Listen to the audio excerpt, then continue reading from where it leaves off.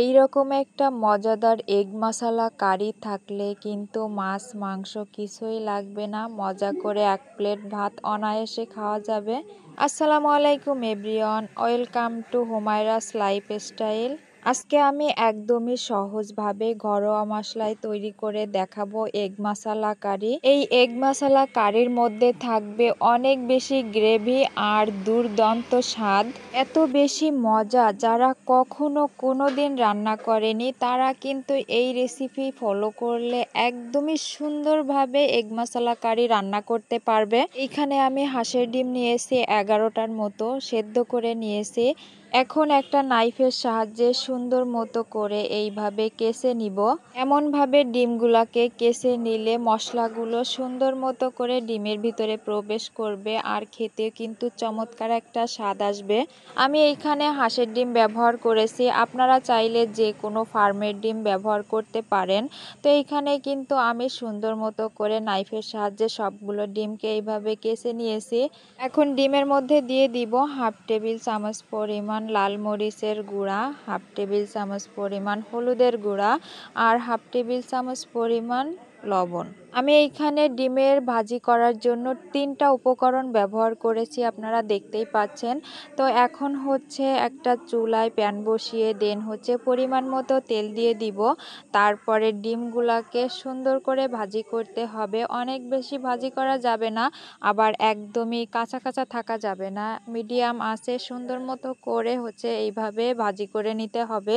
তো এখানে কিন্তু আমার ডিমগুলাকে ভাজি করা হয়ে গেছে, এখন চুলা থেকে তুলে নিলাম। আর সেম তেলের ভিতরে 1 কাপ পরিমাণ পেঁয়াজ কুচি দিয়ে দিয়েছি আর এখন গোল্ডেন ব্রাউন কালার হওয়া পর্যন্ত ভাজি করে নিব। পেঁয়াজগুলোকে ভাজি করা হয়ে গেছে আর এখন দিয়ে দিলাম 1 কাপ পরিমাণ পেঁয়াজ বাটা আর পেঁয়াজ কুচি একসাথে করে সুন্দর করে কষিয়ে নিলাম। আর এই পর্যায়ে দিয়ে দিলাম টমেটো বাটা। এইখানে আপনারা চাইলে টমেটোটা কুচি করে দিতে পারেন, তো আমার কাছে মনে হয়েছে গ্রেভিটা ভালো হবে, এই জন্য আমি টমেটোটা বেটে ব্যবহার করেছি। এখন এইখানে কিন্তু আমার 3টা উপকরণই সুন্দর মতো করে কষানো হয়ে গেছে তেলের সাথে। আর এখন দিয়ে দিলাম গুঁড়া মশলা। তো এইখানে দিয়েছি ধনিয়া গুঁড়া, জিরার গুঁড়া, লাল মরিচের গুঁড়া, তারপরে স্বাদ মতো লবণ আর হলুদ। সবগুলো উপকরণ আমি 1 টেবিল চামচ পরিমাণ দিয়েছি। আর এখন কাঁচামরিচ দিয়ে দিয়েছি ফালি করে।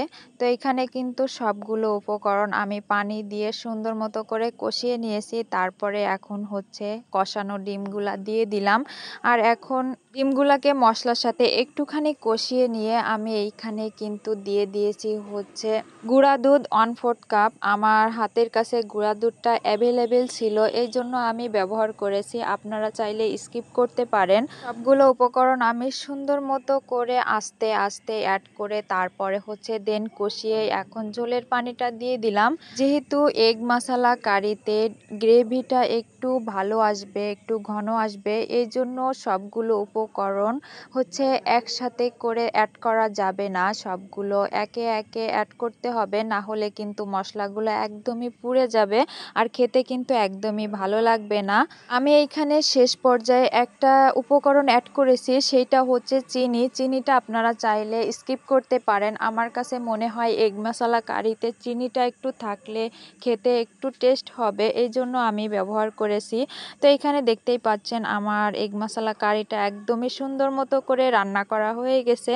আপনারা চাইলে কিন্তু ঘরোয়া মশলা দিয়ে এইভাবে করে এগ মশলা কারি রান্না করতে পারেন। তো আজকের মতো আমার ভিডিওটা শেষ করছি, সবাই অনেক বেশি ভালো থাকবেন, আল্লাহ হাফেজ।